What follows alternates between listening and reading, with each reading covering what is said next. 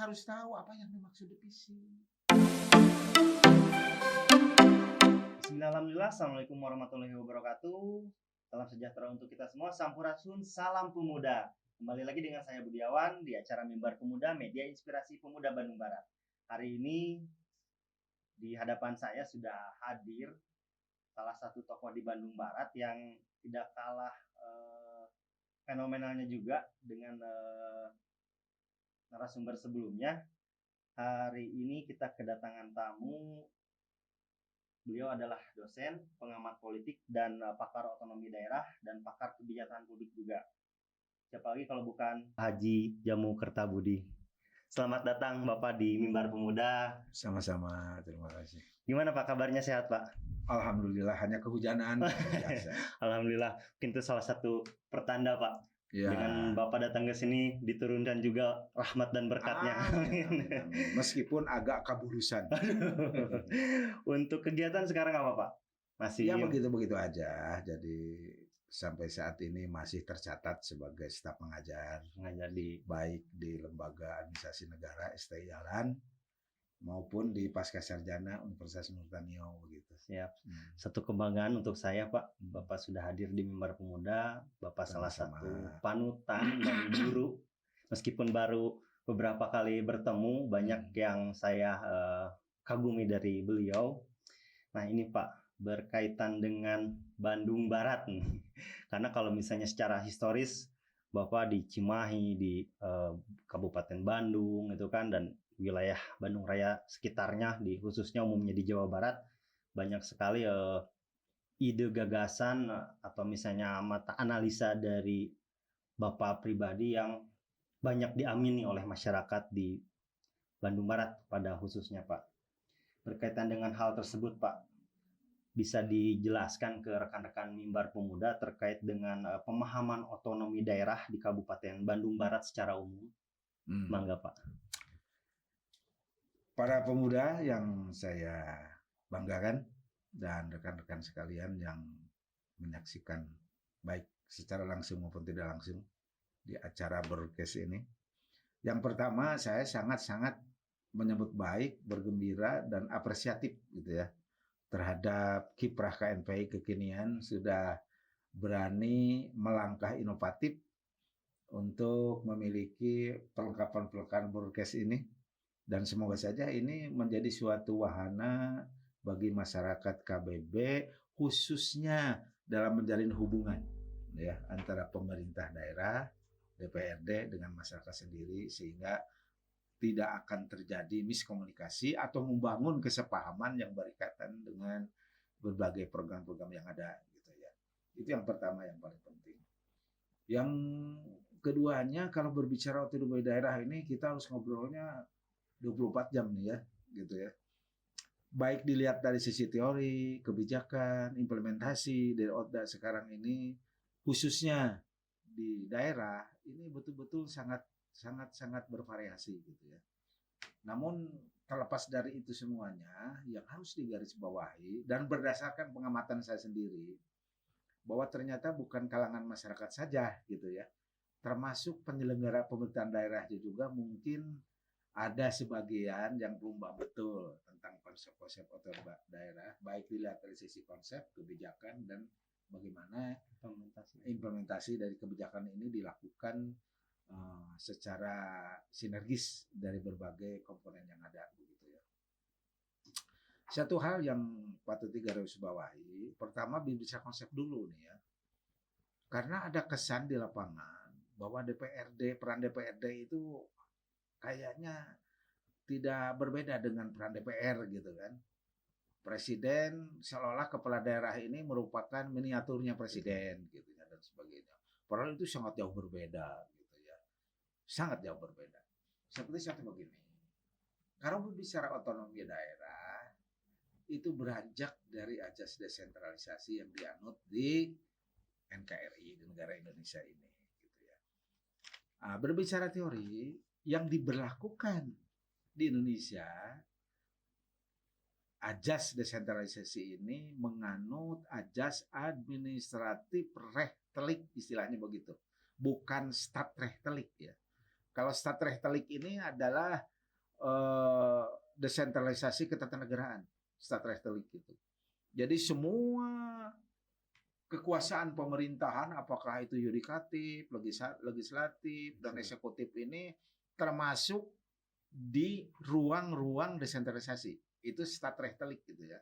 Di Indonesia tidak gitu ya. Di Indonesia tidak. Sehingga di desentralisasi yang dianutnya itu adalah bersifat administratif republik. Artinya desentralisasi yang dianut ini hanya berada di satu wilayah kekuasaan, yaitu kekuasaan eksekutif semata gitu ya. Yudikatif, legislatif tidak. Sehingga kewenangan daerah di sini tidak mencakup kekuasaan legislatif maupun eksekutif. Sehingga posisi DPRD ini sama dengan posisi kepala daerah, ada di satu rumah, yaitu sebagai unsur penyelenggara pemerintahan daerah. Intinya itu dalam rangka menyelenggarakan urusan-urusan pemerintahan yang dibagi secara proporsional gitu ya oleh pemerintah pusat, yang kemudian mempertanggungjawabkannya kepada pemerintah pusat. Karena berdasarkan konstitusi kita, yaitu Undang-Undang Dasar 45, bahwa presiden ini adalah pemegang kekuasaan pemerintah. Ya. Pemerintahan di sini dalam konteks eksekutif ya. Nah, pertanggungjawaban akhir dari penyelenggaraan pemerintahan sampai ke pelaksanaan otonomi daerah yang dilakukan oleh kepala daerah DPRD itu ada di presiden, pertanggungjawaban akhirnya. Gitu ya. Sehingga ada kewajiban dari pemerintah daerah termasuk DPRD-nya menyampaikan laporan penyelenggaraan pemerintahan daerah ke presiden. Jadi nanti presiden mempertanggungjawabkannya kepada unsur-unsur parlemen lain yang di tingkat nasional. Nah itu intinya ya, itu intinya. Sehingga tidak ada satupun ruang sebenarnya di wilayah otonomi daerah saling menjatuhkan antara kepala daerah dan DPRD. Gitu. Tidak ada ruang itu sebetulnya, karena ruang otonomi daerah itu ruang administratif, yaitu ruang lingkup administrasi negara. Bagaimana urusan pemerintahan yang diserahkan kepada daerah ini, yang dipertanggungjawabkan nantinya ujungnya kepada presiden, itu betul-betul menggambarkan sinergitas antara kepala daerah dan DPRD berikut kepada masyarakatnya. Inti-intinya di sana. Ya, inti-intinya. Jadi sekali lagi, otonomi daerah ini tidak sekali-kali gitu ya, ada memunculkan suatu domain pembeda antara peran kepala daerah dengan kepala DPRD. Hanya fungsinya tentu beda. Fungsinya beda. Tapi konsep dasarnya mereka ada di ruang yang sama gitu. Itu saja inti-intinya gitu. Baik, kaitannya dengan amanat dari Undang-Undang Nomor 12 Tahun 2007 Pak tentang pembentukan Kabupaten Bandung Barat. Implementasinya sekarang Bandung Barat sudah masuki di 3 periode gitu. Nah, korelasinya gimana Pak? Dan implementasi dari amanat undang-undang tersebut, apakah sejauh ini pengamatannya seperti apa Pak? Begini ya, berbicara pemekaran khususnya Jawa Barat itu berawal dari kebijakan Gubernur Pak Yogi SM saat itu gitu ya. Yogi SM memandang bahwa untuk mengangkat harkat darajatna masyarakat di Jawa Barat gitu ya, diperlukan ada semacam kebijakan nasional yang berkaitan dengan penambahan daerah otonom yang di level kabupaten dan kota. Contohnya saja di Jawa Timur, di Jawa Tengah itu lebih banyak daerah otonom kabupaten dibandingkan dengan Jawa Barat. Padahal dilihat dari sisi kepadatan penduduk, jumlah penduduk, luas wilayah, termasuk potensi di daerah itu bobotnya lebih tinggi di Jawa Barat, lebih besar di Jawa Barat, gitu ya. Di Jawa Tengah, Jawa Timur sampai 35 gitu kabupaten kota. Di kita hanya 27. Malah waktu zaman Gubernur Yogi SM baru ada 24 kabupaten dan kota yang ada di Jawa Barat.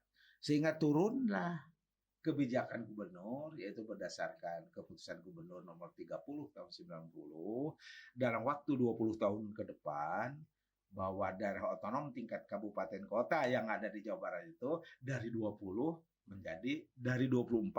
menjadi 42 kabupaten dan kota.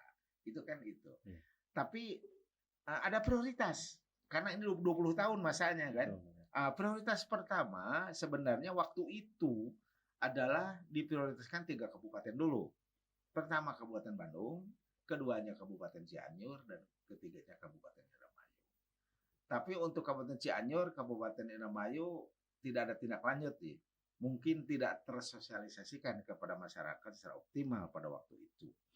Namun untuk Kabupaten Bandung gitu ya, di sini setelah menerima surat dari gubernur sebagai prioritas pemekaran di wilayah Kabupaten Bandung, ini waktu zaman Bupati Pak Hatta ini responsif gitu ya, sehingga menjelang akhir masa jabatan kedua beliau mensosialisasikan kepada masyarakat. Kata kunci dari pemekaran kabupaten yang melalui pembentukan daerah otonom di wilayah itu semata-mata dalam rangka 3 hal. Ya. Pertama, kesejahteraan masyarakat. Gitu ya. Pertama itu melalui program-program pelayanan publiknya. Keduanya adalah pengembangan kehidupan yang demokratis.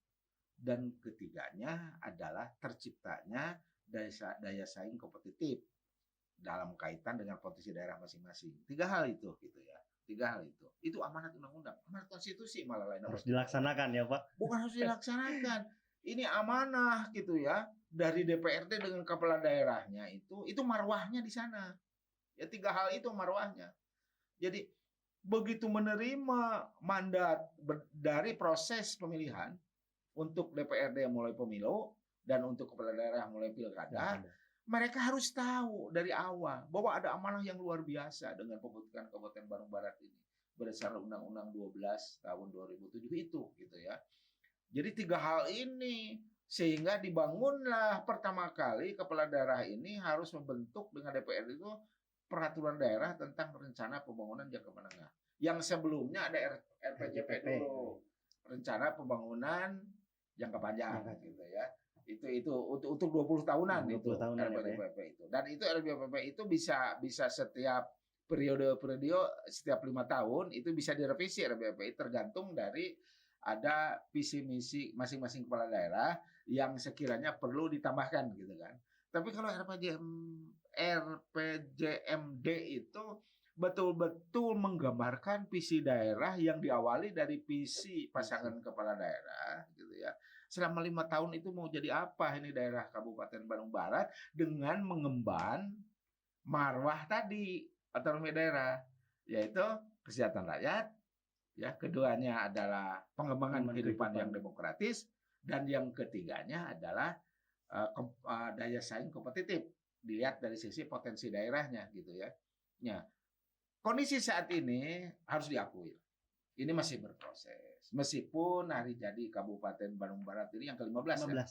Yang ke-15. Itu dipimpin oleh 2 bupati sebetulnya ya. Pak Abu Bakar dengan Pak AA Ubara sebetulnya gitu ya. Kita kesampingkan soal ekses ya. Karena itu memang kondisi ini seperti itulah. Udah kita lewat aja gitu ya. Yang penting sejauh mana jejak-jejak mereka gitu selama kepemimpinan.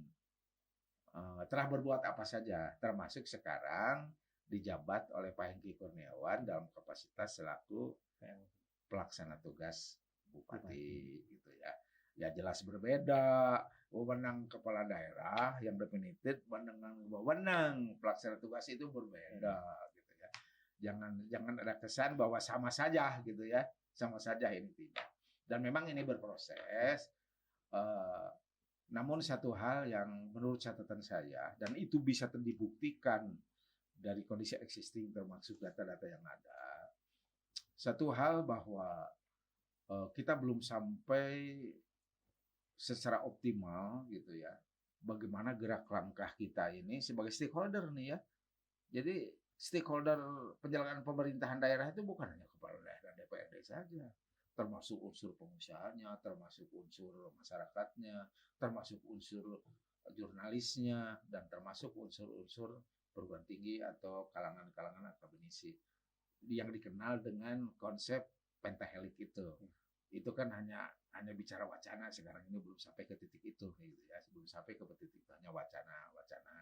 Seperti Pak Hengki sebagai bupati dalam orasi pidatonya setiap kesempatan di mana saja selalu menawarkan ya, bahwa Kabupaten Bandung Barat itu milik kita bersama, mari kita sama-sama untuk membangun dan sebagainya. Dan itu dilihat dari sisi filosofis pemerintahan itu bagus. Namun tidak cukup di sana, kan harus ada tindak lanjut. Pola operasional atau pola yang terbangun supaya betul-betul kebersamaan itu apa, seperti apa konsepnya. Nah, itu belum sampai ke titik itu. Sehingga dikesankan bahwa yang stakeholder ini baru sebatas kepala daerah dan DPRD, di mana stakeholder dari unsur publik ini masih mencari bentuk gitu ya untuk bisa menggabungi mereka dalam rangka mewujudkan check and balance, ya, dalam rangka mewujudkan saling kontrol ya antar lembaga dalam konteks penjagaan pemerintahan daerah ini. Jadi masih berproses, masih panjang. Masih panjang. Entah sampai kapan. Mungkin sampai kiamat pun belum tentu gitu ya. Tapi semoga aja ya. Siap. Tahun 2024 nanti kan ada pesta rakyat, pilkada, dapat melahirkan sosok kepala daerah yang visioner, sosok kepala daerah yang integritas. Bisa saja orang lama, bisa saja orang baru gitu ya. Dan semoga saja akan kembali ya. Yang penting saat ini ya ada pemikiran, ide-ide atau gerakan atau tindakan-tindakannya kepala daerah yang bernuansa out of the box ya. Out of the box ya. Jadi orang lain belum berpikir ke sana, ini sudah berpikir jauh ke depan gitu kan. Visioner ya. Itu. Nah, ini kayaknya belum tepat ya. Berdasarkan konsepsional. Kalau sifatnya apa itu separatis, sifatnya mendadak, sementara dan sebagainya itu sudah muncul, letupan-letupan itu sudah muncul. Hanya belum sampai ke kondisi yang sistematis, terstruktur dan masif, belum sampai ke sana gitu ya. Masih dalam konteks letupan-letupan. Saya kira itu mungkin. Baik Pak, melihat potensi nih Pak, baik kaitannya dengan semangat otonomi daerah gitu kan. Kabupaten Bandung Barat tersebar di 16 kecamatan dan 165 desa. Kaitannya untuk potensi tersebut yang harus dimaksimalkan di sektor apa nih Pak? Pertama harus paham dulu masing-masing daerah ini memiliki potensi dan karakteristik daerah masing-masing yang berbeda. Satu sama lain berbeda. Gitu ya. Itu berbeda. Di Kabupaten Bandung Barat itu, pertama yang bisa dikembangkan itu adalah bagaimana membangun suatu pengembangan ya diversifikasi pertanian umpamanya, yaitu melalui agroindustrinya gitu ya. Bagaimana agroindustri di Bandung Barat ini memiliki potensi yang luar biasa, di wilayah selatan itu ke wilayah pertanian pangan gitu ya umpamanya, di utara ke hortikultura gitu ya, kemudian di tengah sebagai penyangga nih, bukan penyangga, sebagai proses industrinya. Karena di tengah itu kan ada pabrik susu ultra gitu kan, sedangkan di wilayah utara ada ternak susu sapi gitu kan. Tinggal pertanyaannya kontribusinya ya bagi potensi susu produk susu sapi di Bandung Barat itu sejauh mana dia memberikan kontribusi kepada pabrik susu ultra itu gitu ya. Karena yang saya tahu justru pabrik susu itu lebih banyak ekspor gitu ya. Lebih banyak impor gitu ya ininya bahan bakunya. Kemudian dari daerah lain, sedangkan persentasenya untuk ke Bandung Barat itu relatif kecil gitu ya. Kemudian di sini kan ada pabrik juga, pabrik koas, pabrik pensil gitu kan. Yang luar biasa itu go internasional itu. Malah pernah menawarkan manajemennya ini untuk membangun kebersamaan dengan masyarakat yang punya kebun. Mereka membinanya, memberikan bibitnya dan sebagainya. Bibitnya itu pohon jabon ya. Dan di Bandung Barat itu bagus itu pohon jabon. Kenapa ini tidak bisa dilaksanakan? Sedangkan pabrik koas ini ngambil dari Jambi, malah impor dari Brasil dan sebagainya. Di kita padahal potensinya luar biasa ini, tapi kenapa tidak dijamah? Nah di sini diperlukan uluran dana dari pihak pemerintah daerah, dari pihak DPRD untuk membangun MOU, kesempatan peraturan bekerjasama dengan pihak-pihak pabrik itu supaya betul-betul gitu ya. Kemudian potensi yang keduanya objek wisata sumber daya alam. Kita sudah mulai ada gerakan, ada langkah menuju ke sana ya. dari objek wisata menjadi destinasi wisata dengan melalui pola-pola inovasi kerjasama dengan pihak swasta atau program-program SKPD sudah ada gitu ya bentuknya.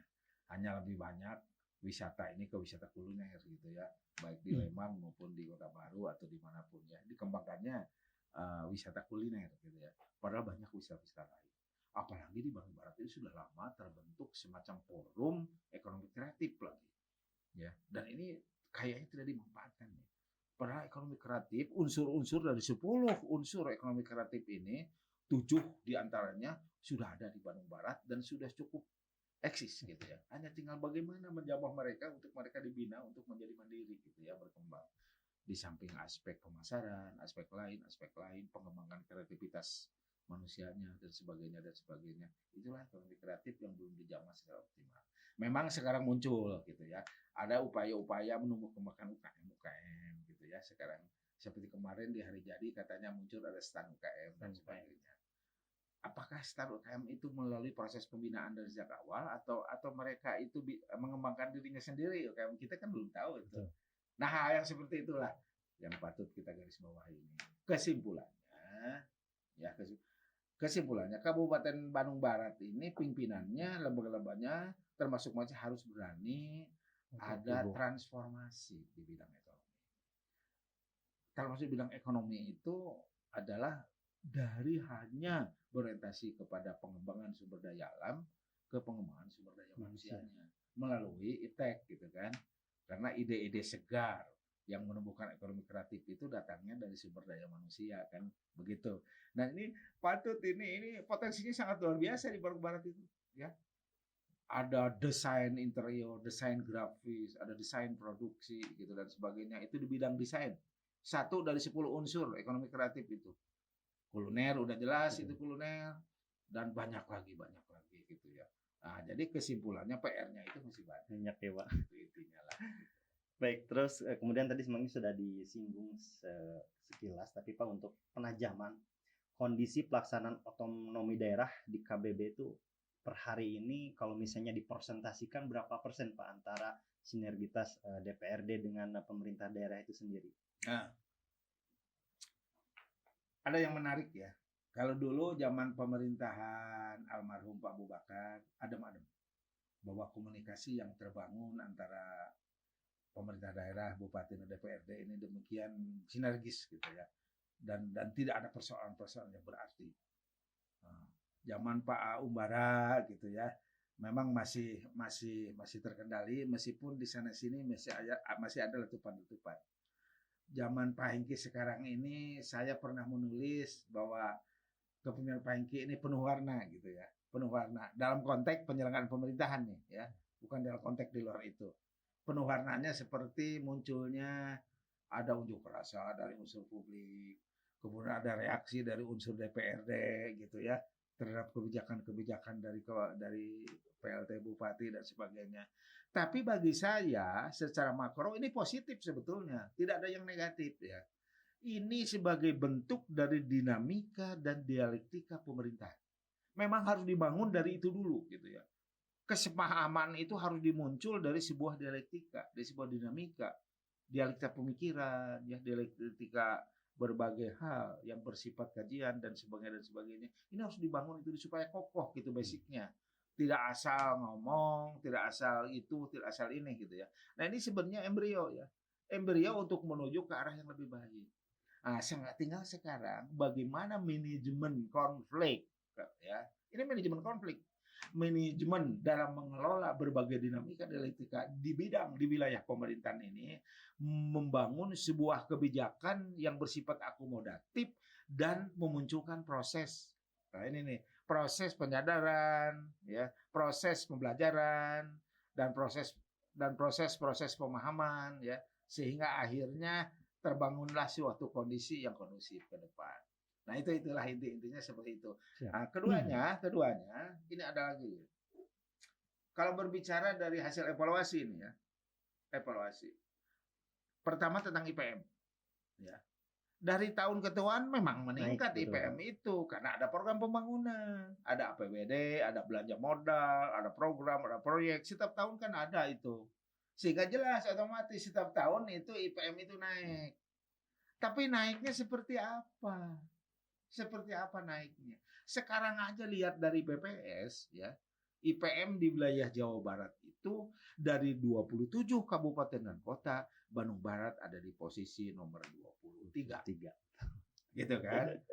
Hanya tahun 2021 itu IPM-nya 68,29 kalau tidak salah. Sedangkan rata-rata provinsi sudah 72, sekian. Jadi berarti di bawah rata-rata provinsi. Ya. Kalah oleh kabupaten-kabupaten yang lain seperti oleh Subang gitu ya, oleh Purwakarta, oleh kabupaten-kabupaten lain gitu Sama ya. Pangandaran pun. Nah itu. Iya, Pak. Nah itu ya. Ini sebagai catatan dalam konteks kinerja pemerintah. Apalagi kalau dibandingkan dengan tingkat ketimpangan, baik ketimpangan penghasilan masyarakat, tingkat ketimpangan pembangunan, gitu ya, di antar wilayah. Ini masih dalam posisi yang patut ditingkatkan, gitu ya. Meskipun tingkat rasio Gini atau tingkat ketimpangan yang ada di KBBI itu berkisar antara 0,36 ya, 0,36 gitu ya. Jadi berarti masih dalam konteks secara kualitatif dalam konteks sedang gitu ya. Tidak tinggi, tidak rendah. Tapi kan ketimpangan itu gimana caranya harus dibuat rendah. Ya, minimal gitu 0,29 gitu lah. Gitu ya. Jangan sampai 0,3 gitu kan. Kalau 0,3 ini prosesnya masih memerlukan ada prioritas pembangunan khususnya dalam konteks pemberdayaan yang masih perlu diperbaiki. Baik, Pak, hampir semua sudah terwakili, Pak. Cuman satu mungkin untuk tadi semangat otonomi daerah, kemudian dikorelasikan dengan integritas dan good governance, Pak. Di KBB sejauh mana itu, Pak? Ya itu tadi kan saya sudah menyinggung good governance. Ya. Baru wacana. Good governance itu baru. Malah sekarang bukan good governance. Apa itu itu, bukan pegang itu pentahelik itu. Pentahelik gitu ya. Konsep pentahelik dalam pemerintahan dan pembangunan. Jadi kalau good governance ada 3 unsur kan. Kalau pentahelik ada 5 unsur gitu ya.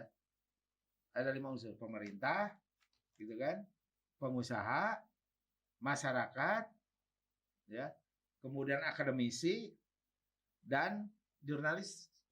Insan pers gitu ya. Lima unsur ini harus menjadi stakeholder, perumus kebijakan, ikut implementasi kebijakan juga ikut, evaluasi kebijakan pun harus ikut gitu ya. Nah itu tapi itu masih jauh ya, Pak. Masih inilah, masih memerlukan waktu lah, bukan masih jauh. Kapan? Siap. Ya. Kembali lagi tadi ke RPJMD dan RPJPP ya, Pak ya. Menurut pengamatan Bapak, karena Bapak di sini sebagai pelaku sejarah juga ya, Pak, bisa terbentuknya Kabupaten Bandung Barat, Bapak sangat mengikuti sekali gitu. Kaitannya dari tadi disampaikan dua bupati dengan 3 periode, kaitan antara RPJPP meskipun tadi bisa direvisi, terus implementasinya dengan RPJMD itu sejauh mana, Pak? Nah itu ya. Itu kan sudah lari ke wilayah administratif, wilayah teknis ya. Bahwa siklus anggaran ya, siklus anggaran itu dimulai dari perencanaan. Ya. Perencanaan pembangunan, ya perencanaan yang bersumber dari aspirasi. Aspirasi itu melalui musrenbang tingkat desa, kecamatan sampai ke tingkat kabupaten. Ada juga perencanaan ini yang berbasis dari masing-masing SKPD sesuai dengan program-program yang berkelanjutan sesuai dengan peraturan perundangan yang berlaku ada. Dan yang ketiganya itu dari unsur DPR gitu ya, DPRD, yaitu yang namanya pokok-pokok pikiran itu ya. Soal pokok-pokok pikirannya ada eksis atau tidak itu di luar konteks itu ya. Pokok-pokok pikiran ini salah satu bentuk gitu ya, salah satu bentuk bahan atau satu bentuk dasar sumber untuk merumuskan perencanaan pembangunan gitu ya.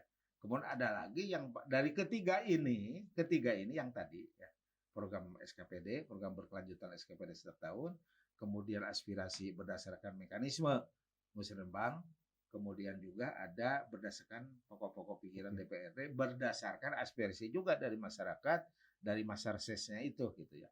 Tapi ketiga-tiganya ini bisa diakomodir manakala ya sesuai dan selaras dengan RPJMD. Ya.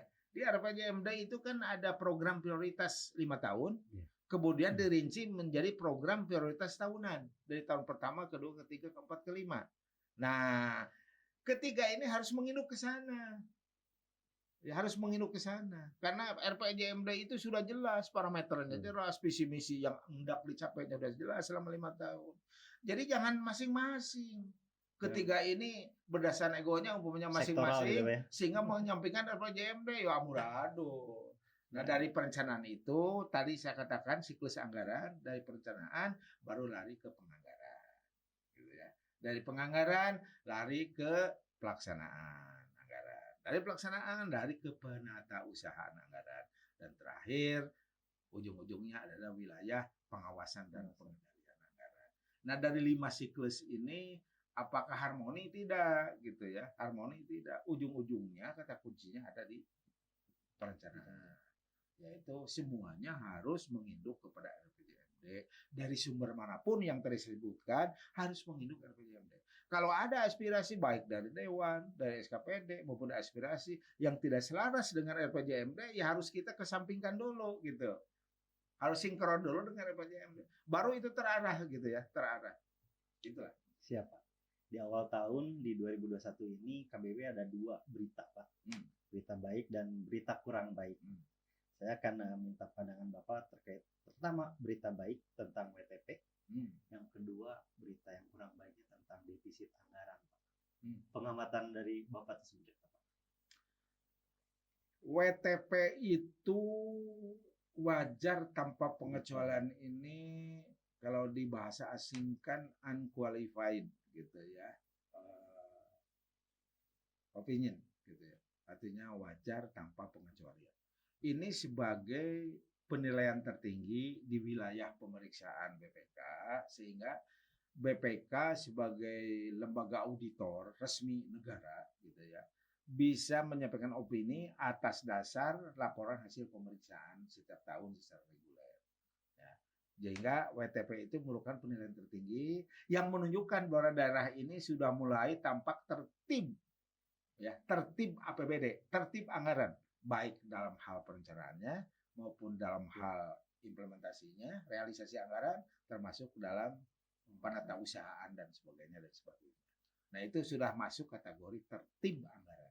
Namun persoalannya di sini untuk tidak membangun kesalahpahaman, tidak berkait dengan persoalan-persoalan pelanggaran gitu ya, pelanggaran-pelanggaran yang bernuansa hukum gitu ya, bahwa WTP sekalipun gitu ya, kalau memang secara de facto kenyataannya ada sesuatu gitu ya, jadi tidak menutup kemungkinan di WTP juga ada potensi korupsi kalau umpamanya hal ini untuk membangun kesepahaman bahwa karena sampai saat ini masih dianggap WTP ini bebas korupsi gitu kan.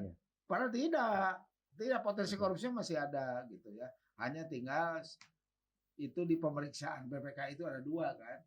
Pemeriksaan reguler gitu kan dalam konteks pembinaan, ada pemeriksaan investigatif untuk menusuk gitu ya, sejauh mana apakah ini pelanggaran hukum atau tidak, ada kerugian negara atau tidak, atau kerugian daerah atau tidak, itu ada di wilayah pemeriksaan investigatif yang belum dilakukan di Kabupaten Bandung Barat. Itu hanya pemeriksaan reguler saja setiap tahun, sehingga nanti ada rekomendasi dari BPK, ini rekomendasinya seperti apa, kemudian tindak lanjutnya itu bagaimana. Ini wajib, ini unsur Pemda menindaklanjuti setiap temuan-temuan yang melahirkan opini ya dalam waktu 6 bulan, kalau nggak salah ini ya, bukan 6 bulan, 90 hari dalam waktu 3 bulan. Dalam waktu 90 hari itu tindak lanjut itu harus tuntas.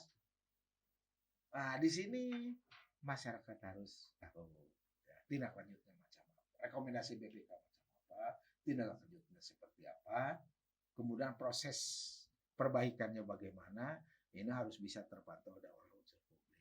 Namun kadang-kadang gitu ya, saat sekarang ini masih ada kultur yang melekat di birokrasi bahwa kitab APBD atau DPA apalagi ya, dokumen pelaksanaan anggaran itu dianggap adalah jimat gitu ya, bahwa yang tahu itu hanya dia sendiri, yang lain tidak boleh tahu. Nah, hal yang seperti itulah yang munculnya ada konsep pentahelik dalam penyelenggaraan pemerintahan atau good governance, itu untuk menghindari hal yang seperti itu. Saya kira itu. Yang satu lagi Pak, Apa terakhir. itu? Yang berita kurang baiknya Pak, Apa itu? defisit anggaran. Nah, ini unsur publik harus tahu apa yang dimaksud defisit. Karena mana defisit itu ada dua. Ya. Defisit dalam arti konsep anggaran, ajas anggaran. Karena anggaran dalam menyusun struktur dan postur anggaran ini akan menerapkan strategi apa?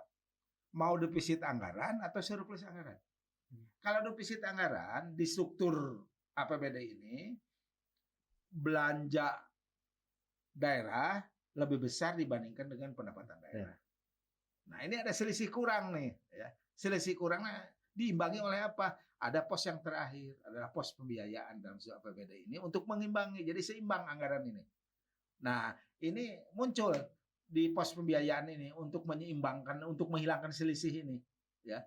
Ada muncul angka yang sama dengan jumlah belanja daerah, sehingga di pos pembiayaan itu menopang pendapatan daerah, gitu kan. Jadi seimbang, gitu kan. Nah, di sini ada langkah-langkah yang dilakukan untuk menghilangkan defisit itu seperti apa? Umpamanya dari silva, dari pinjaman, dari penjualan aset, atau dari usaha-usaha lain, gitu ya. Umpamanya penjualan aset di BUMN atau BUMD atau apa-apa dan sebagainya. Kemudian yang kedua, ada defisit dalam konteks realisasi anggaran. Umpamanya ditargetkan pendapatan daerah dalam 1 tahun itu, umpamanya pendapatan daerahnya 2 triliun. Iya, 2 triliun. Sampai ke semester 1, 6 bulan, harusnya 50%, ini realisasinya baru 30%. Berarti mengganggu realisasi anggaran di bidang belanja, kan? Jadi proyeknya harus dirasionalisasikan ini.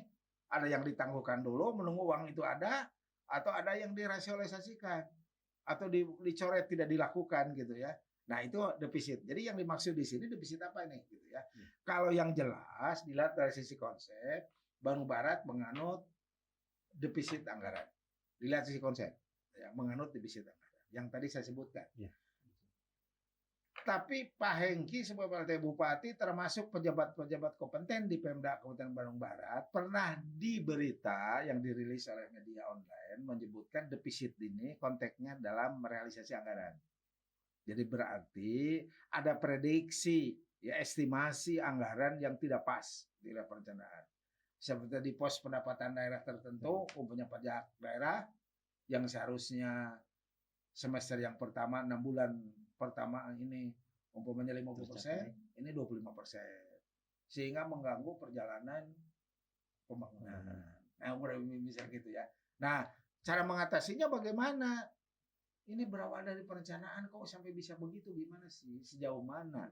Di wilayah perencanaan itu ada estimasi. Tidak asal.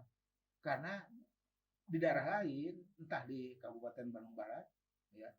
Jadi anggarannya itu masih anggaran bukan tradisional, anggaran klasik gitu. Terutama dalam pendapatan daerah. Anggaran klasik itu begini.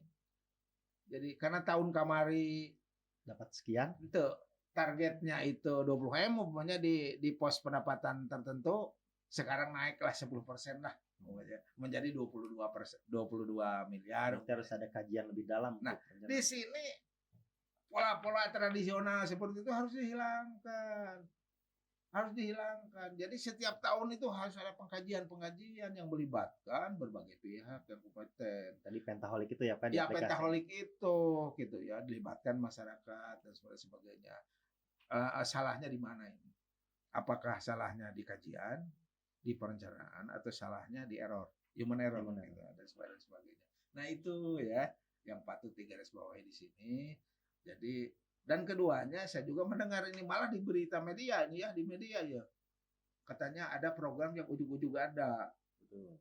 Ya, ujug-ujug ada program prioritas. Padahal sebelumnya nggak ada. Nah, itu hal-hal yang seperti itu kan harus dihindari. kita kan dasarnya adalah RPJMD selama 5 tahun. Ukurannya di sana sudah jelas, parameternya seperti apa. Tinggal diikuti RPJMD, saya kira tidak ada masalah. Saya kira gitu. Baik, luar biasa sekali Pak.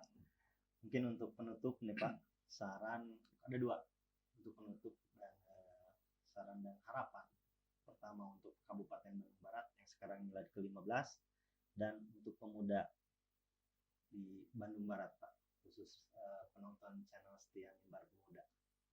Silakan. Ada yang perlu digarisbawahi, katanya Perda Pemuda sudah ada ya? Oh iya, saya lupa. Perda sudah ada Pak, tapi implementasi di Perbuknya belum terrealisasi. Perda itu udah berapa lama? Di Perdanya 2020 Pak. Waduh, 2020. jadi sudah 2 tahun ya, Sudah 2 tapi tahun. Perbuk belum muncul. Perbu belum ada. Itulah sesuatu yang mendasar. Siap. Perbuk itu harus bersifat implementatif. Bagaimana mengejawantahkan materi yang ada di Perda itu dituangkan dalam bentuk narasi yang lebih konkret, gitu, yang lebih konkret, sehingga peran-peran pemuda itu ada alas hukumnya, ada dasarnya. Seperti apa nih pola operasionalnya? Jangan di Perda kan to the point itu Ya, Perda. betul. Malah saya baca sekilas di Perda itu apa bedanya dengan peraturan yang lebih tinggi gitu, Ya, seperti ada nuansa copy paste-nya Ya. gitu ya. Padahal menurut ya, ajas-ajas pembuatan produk hukum di tingkat daerah, di samping di dalamnya ada mengadop program-program strategis nasional, juga ada materi yang namanya kearifan lokal. Kearifan lokal itu seperti apa? Aspirasi masyarakat yang sesuai dengan potensi dan karakteristik yang ada di daerah itu. Itu perlu diakomodir. Tinggal persoalannya bobot Perda ini antara kebijakan pusat dengan kearifan lokal itu presentasinya seperti apa. Nah di sana bobot itu diketahui. Itu dulu. Ya baru yang lainnya gitu ya. Siap. Karena ini basicnya itu. Gitu. Sepanjang perpunya belum ada, mau gimana pemuda? Nggak punya dasar dan melakukan program, paling programnya sporadis. Ya. Nah hal yang seperti itu ya. Saya kira pertajam, dorong pemerintah daerah, peran pemuda itu proaktif sehingga Perhub itu cepat diterbitkan. Saya kira itu aja. Berarti harus ada sinergitasnya tadi, Pentaholik itu harus benar-benar diimplementasikan di tahun yang akan datang. Jadi apalagi pemuda yang tergabung di KNPI gitu ya. Masih banyak hal yang patut dibangun pemahaman. Kemudian juga kolaborasi dengan pemerintah daerah ini polanya seperti apa, mitranya seperti apa, peran-peran yang dilimpahkan dari Pemda kepada KNPI itu bagaimana dan sebagainya. Nah itu kan ini masih dalam proses ya, karena penduduknya belum ada gitu. Itu intinya. Baik, luar biasa sekali. Satu kehormatan saya untuk bisa berbincang langsung dengan tokoh di Bandung Barat yang saya kagumi, yang saya banggakan. Sehat-sehat terus Pak. Amin. Insya Allah sama-sama. Awal terus pembangunan di Bandung Barat. Amin. Khususnya bantu kami juga untuk mendorong, merealisasikan amanat dari Undang-Undang 12 2007 itu Pak. Insya Allah. Atas nama tim Mimbar Pemuda, saya Budiawan mengucapkan terima kasih. Ada satu kutipan, mimpi dan impian. Mimpi itu bunga tidur, impian itu harus diwujudkan. Terima kasih. Assalamualaikum warahmatullahi wabarakatuh. Assalamualaikum. Salam pemuda.